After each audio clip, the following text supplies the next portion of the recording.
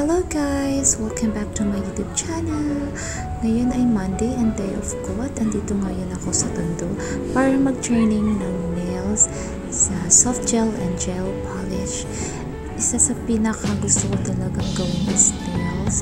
Kaso nga lang napafocus ako sa lashes. Kaya this time gusto ko talagang mag-nails and malaman kung ano yung mga proper way sa prep para naman magtagal yung ilalagay kong gel polish or soft gel sa nagiging client ko soon. So I'm here waiting sa master instructor na si Princess Royal. At andito na yung mga price list ng mga gawa niya, yung mga services niya, and also nakukitan talaga ako sa working place niya kasi super elegant na tignan. Even it's simple lang. At andito na yung hinihintay namin na si Madam Sai. Ayan! So, syempre, unang-una, bukod sa for fashion, ang nails extension, nakakatulong tayo sa mga taong nagni-nail bite.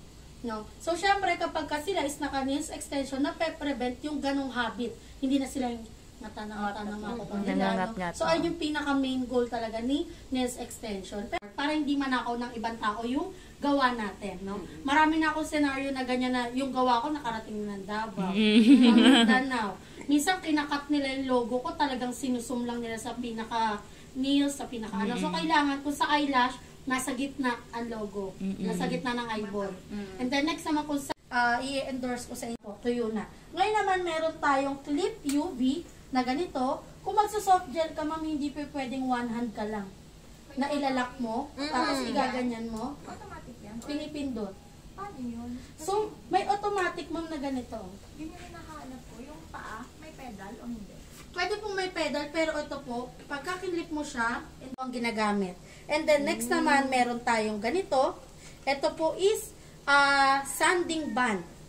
No? Para siyang sa nail file, pero bilog. So, ganito siya. So, ayan yung ginagamit natin kapag tayo is magpapagaspang ng nail stick client or nail technician. Kung pareho. Diba? Kung pareho, napakagaling mo na nun, ma'am. Nail artist ka, tapos nail technician ka. Isa kang one of a kind. Kasi ako, totoo lang po, hindi ako ganun kagaling. Pag pinadrawing mo yung mukha ni Lilo and Stitch dyan sa kuko, hindi ko kayang gawin mo. So, gumamit na lang tayo ng sticker. Yan ang masasuggest ko. Bumili. Tsaka ito mga surrounding the skin. Ngayon, isa pa po ito sa trivia ko. Kapag ka yung dry skin ni client sa palibot ng kuko niya, hindi matanggal, ano po pinaka problema nun? Sinagad mo si soft gel. Hindi mo tinanggal yung dry skin dito. Yung dry skin na yun, magpapasok ng moisture sa ilalim or tubig, pinakadahilan kung bakit si nails extension Matutuklap. tanggal. At ito guys, pinapagawa na pala ako ng iba't ibang nail arts.